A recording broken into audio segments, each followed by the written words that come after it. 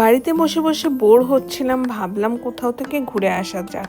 তো সবাই মিলে বেরিয়ে পড়লাম, কিন্তু কোথায় যাব ডিসাইড করে উঠতে পারছিলাম না। তো এখন আমরা যাচ্ছি শ্যামসুন্দরী মায়ের মন্দিরে একটু ঘুরতে, বিকেলে একটু আউটিং করবো, যেমন তোমাদের বললাম। চলো এবারে যাওয়া যাক। শ্যামসুন্দরী মায়ের মন্দির আমাদের বাড়ি থেকে কাছাকাছি ছিল, মোটামুটি 15 মিনিটের রাস্তা ছিল। তো আমরা যাচ্ছিলাম, তোমাদের সাথে এই বিষয়ে শেয়ার করব। অনেক দিন ধরে ইচ্ছা ছিল যাওয়ার, কিন্তু হয়ে উঠছিল না। তারপরে হঠাৎ করে শুনলাম মায়ের মন্দির আমাদের বাড়ির একদম কাছাকাছি চলে এসেছে।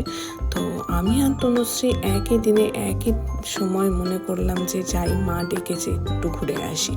যেহেতু মিঠির 1.5 মাস বয়স হয়েছে, সেহেতু ও একটু বেশিই ছোট। মিঠি কিন্তু রাতের বেলা জাগে, আর দিনে ঘুমালেও ওর ঘুমটা খুব কম আর খুব সজাগ ঘুম, সেহেতু সামান্য আওয়াজেও ও উঠে যায়। তো আমার কাছে ব্লগের ভিডিও সব জমে যাচ্ছে, কিন্তু আমি এডিটিং করতে পারছি না, ভয়েস ওভার দিতে পারছি না। তো যাই হোক, ওই জন্য অনেকটাই দেরি হয়ে যাচ্ছে তোমাদেরকে ব্লগগুলো শেয়ার করতে। ব্লগগুলো পেন্ডিং পড়ে যাচ্ছে, আমি শেয়ার করতেও পারছি না। কিন্তু ওর একটা ভালো গুণও আছে যে ও বাইরে বেরোলে একদম চুপ থাকে, ঘুমিয়েও পড়ে। আসলে ও 1 মান্থের প্রেগনেন্সি থেকেই আমার পেটে সারা জায়গা ঘুরে বেড়াচ্ছে, যেখানে যেখানে আমি ঘুরতে গিয়েছি। সেহেতু আমার ধারণা ও ঘুরতে ভালোই বাসে, আর সেটাই ওর স্বভাব, ওকে ঘুরিয়ে ঘুরিয়েই ঘুম পাড়াতে হয়। তো এইটাই হচ্ছে ওর ব্যাপার, ও ঘুরতে খুব ভালোবাসে। তো সেহেতু বাইরে বেরোলে ও চুপ থাকে, নইলে ঘুমিয়ে পড়ে, নইলে সারা জায়গা চোখ দিয়ে দিয়ে দেখার চেষ্টা করে।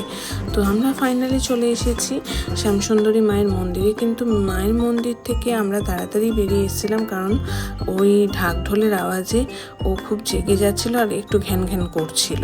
তো দেখো এবার কি সুন্দর ঘুমাচ্ছে। তো আমরা পুজো দেব ডিসাইড করিনি, আমরা শুধু গিয়ে দর্শন করতে চেয়েছিলাম। তো দর্শন করে নিয়ে চলে এসেছি। শুভ গাড়িতেই বসতো বাবুকে নিয়ে, কিন্তু যেহেতু বৃষ্টি পড়ছিল ও মন্দির থেকে আর বেরোতে পারিনি। তো যাই হোক, আমরা একটু কফি শপে গিয়ে খাওয়া দাওয়া করলাম, অল্প সামান্য স্ন্যাক্স, তারপরে চলে এলাম। পরের দিন ছিল মিঠির ভ্যাকসিনেশন। তো আজ এইটুকুনিই থাক।